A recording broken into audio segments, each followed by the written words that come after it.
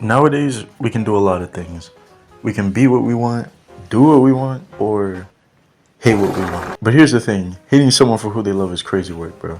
Come on, why do certain people hate on others for things that don't even affect them? Am I wrong for liking pineapple on pizza?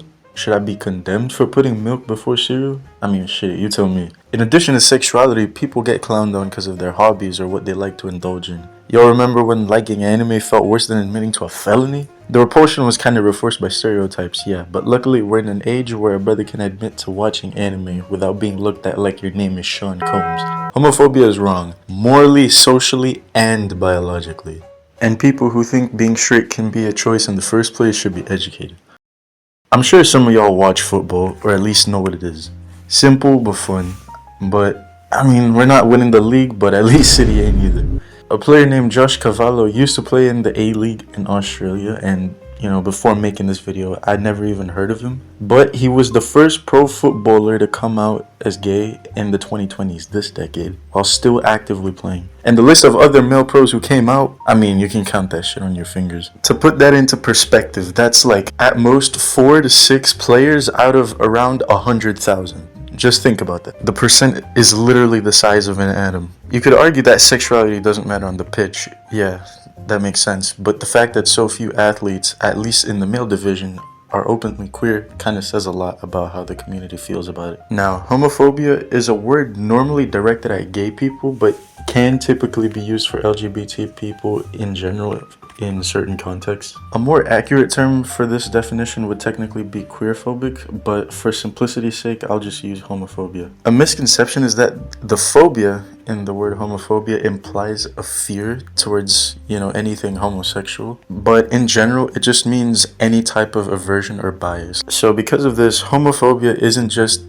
disliking gay people. It can be a mix of prejudice, fear, as previously mentioned, and sometimes ignorance, especially at people who are attracted to the same gender. It shows up in kind of small ways, like minor jokes, exclusion, etc., and in big ways. So when I used to play video games back in the day, I remember it was kind of common in public lobbies to call people or things gay because they were annoying. Like, if someone was making you want to throw your controller at the screen, you would just call it gay, even though there was technically nothing homosexual about it. I can't say for sure if people still say this, but I wouldn't really be surprised, to be honest. And in school environments, nah. Edgy middle schoolers still think calling someone gay as an insult is slick. Obviously, it's wrong because gay people are literally catching strays for absolutely no reason whatsoever. But unfortunately, this kind of behavior can be really hard to fix. I mean, it took a really long time for me, I have to admit. And historically, many cultures criminalized or shamed same-sex relationships,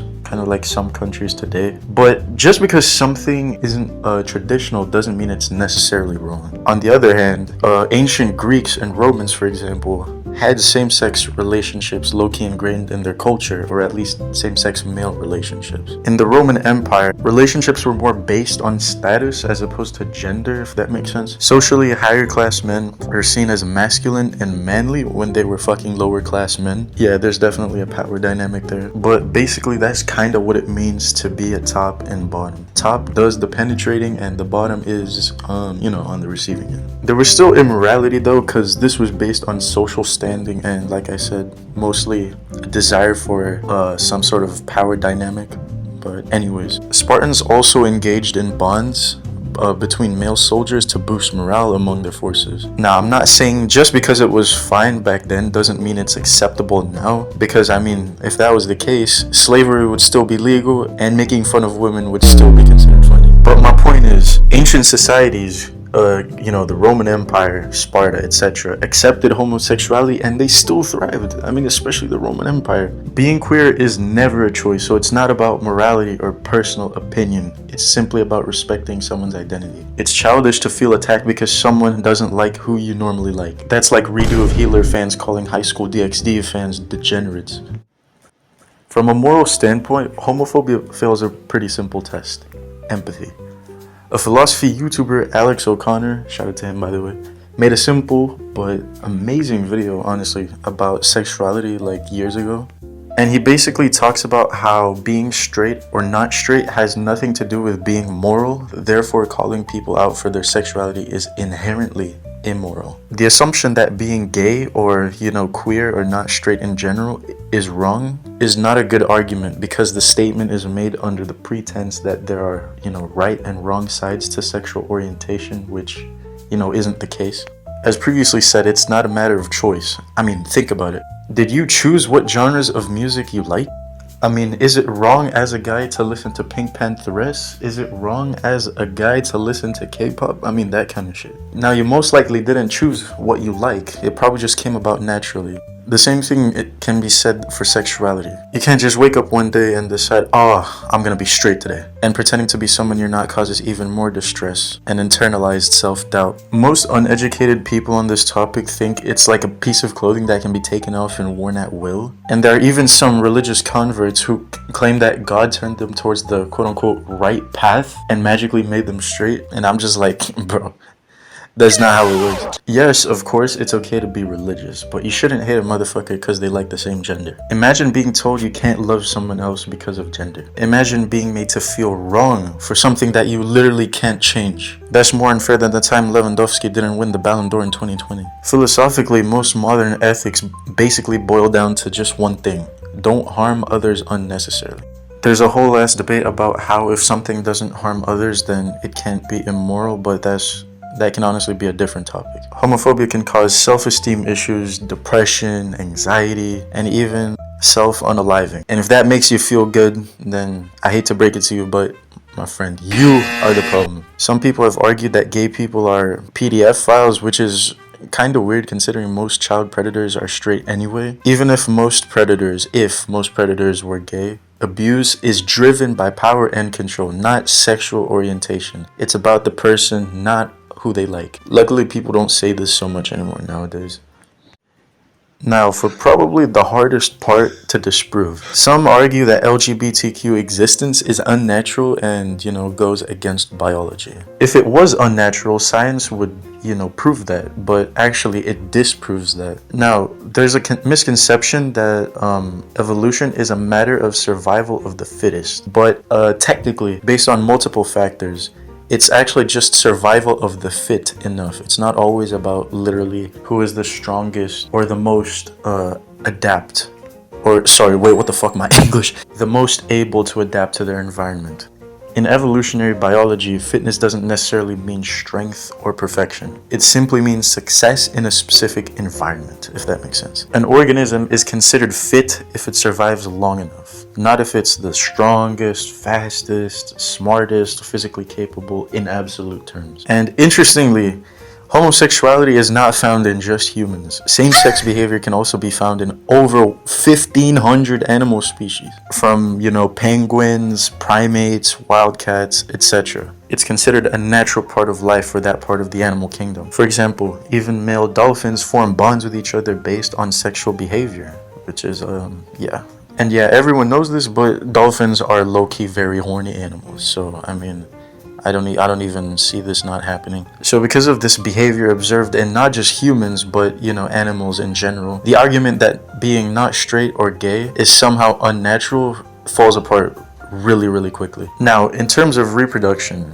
yes, same-sex couples can't have children, or at least children biologically related to the both of them with each other. Some homophobes incorrectly assume reproductive capabilities are necessary in evolution, which, as I stated, is not the case. Firstly, genes are complex, honestly. They're not single purpose, especially for reproduction. In terms of evolution, the way it functions is through cumulative effects across populations, not just whether individuals have children or pass on offspring. Sexual orientation is largely biological, shaped by a complex combination of, genetics and environments. Even then, according to a report made by the Census Bureau in the US, about a third of straight couples, give or take, have children in their household. So that means 2/3 don't even have children. It's wrong to invalidate someone's love because they don't have kids or can't have kids. Even among infertile straight couples, would you hate on them for the fact that they can't have kids? Of course not, that's stupid. Saying someone is wrong for being LGBTQ is literally ignoring biology. As previously stated many times, I'm practically just paraphrasing myself at this point. It's not a lifestyle choice or a moral failing. Now that we covered biology, environment. One misconception is the way a child is raised influences sexuality. You know how, for example, since I'm a guy, I'll talk about a father and son. Even if the father raises the son in like a very masculine or based kind of way, gets him into MMA early, plays sports, gives him very short haircuts, etc. There isn't stopping him from still being gay or liking boys. The development of sexual attraction is still largely unexplored, and it is inherently complex, honestly, but most research points to it being both a mix of congenital traits or traits present from birth or from the moment you develop in the womb, and by environment. Although it seems like there is a little more bias towards it being your genes. But anyways, it's not too difficult to prove this, because if environment and upbringing completely influenced sexuality and just ignored, someone's biology, then like at least 90% of gay men and lesbians over the age of 20 nowadays would be straight. Because, first of all, being called gay or being called a queer was still considered an insult back in the day, and people commonly used those words. In addition to that, there was practically no queer representation back then in movies and TV shows. Now, on top of this, homosexuality and being trans was seen as a joke in certain contexts. For example, Brian in Family Guy pukes for like dead ass half a minute after finding out Quagmire's dad is trans. So some people might say, oh, it's just my religion, and God and the Bible don't support being gay. Now, here's why these claims don't really hold up. First of all, religion. Many faiths are evolving to embrace LGBTQ people, and ethics can exist outside religion. I mean, if you are agnostic or atheist, then you probably understand this. Some religious people are aware that some texts seem to condemn homosexuality, but they turn to other passages and messages that say otherwise, although not explicitly. I'm not knowledgeable in Islam, but from what I know, same-sex relations are more frowned upon, at least compared to some other liberal denominations of Christianity. And the fact that most Middle Eastern countries, which are predominantly Muslim, condemn homosexuality and even illegalize it, kind of says a lot, considering how their law is apparently based on some facets of the Quran as well. But anyways, I'll speak on Christianity and the Bible more, since those are what I'm more familiar with. In terms of Bible verses that condemn same-sex relations, the most cited ones are from Leviticus, specifically chapter 18 verse 22 and chapter 20 verse 13. Leviticus chapter 18 verse 22 is more about how lying as a man with another man as with a woman is wrong, and chapter 20 verse 13 kind of expresses it in the law, and it's more, I guess you can say, clear. It's specifically these verses that seem to condemn gay interactions the most, but alternatively, verses like John chapter 13 verses 34 to 35 emphasize love toward one another. Now, whether or not this is only familial or brotherly love or romantic love is highly debated, but if you have a good heart as a Christian, even then you shouldn't be homophobic. Now, about Jesus Christ himself, the Son. Now, as I'm writing this video, his sexuality hasn't been proven yet, but low-key, he might have been gay. Might. In Jesus' time, rabbis like himself were typically married, but he wasn't. This can honestly be a separate video, but anyways, it is never proven, really, that Jesus had an affair with Mary Magdalene, one of his followers. Although not seen as anything other than deep brotherly love, Jesus usually refers to John the Evangelist, one of his disciples, as his beloved disciple specifically. Now, regardless of his sexuality, as I said, homophobic Christians should consider the fact that Jesus could have possibly been homosexual. So, I mean, just be careful. Making fun of other people for something that your God might have been is a little hypocritical. Religion can and does change with time, and there's nothing wrong with that. So, fellas, why is homophobia wrong? Simple. Because it hurts people, damages communities, makes people feel wrong for something they have no control over, and it's mostly based on ignorance and stereotypes, not fact. Being LGBTQ doesn't and shouldn't threaten anyone. Absolutely no one. But hate threatens us all, bro. Like it says in the book, we are blessed and cursed. Having Instagram Reels humor is one thing, But every little joke, every quote unquote small insult, every law that discriminates chips away at empathy. Now, we can't control who people love.